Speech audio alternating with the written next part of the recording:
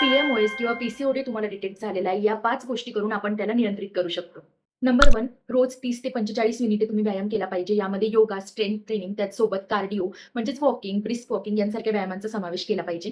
Number 2 आहारामध्ये पुरेसं protein घेतलं गेलं पाहिजे. डाळी, पनीर, टोफू जे तुम्हाला सुटेबल होत असेल कोणत्याही प्रकाराने तुमची प्रोटीनची जी लेव्हल आहे पर डे तुमच्या वजनानुसार ती मी कॅप्शनमध्ये देतीये. तर त्या प्रमाणात तुम्ही प्रोटीन हे कन्झ्युम केलं पाहिजे.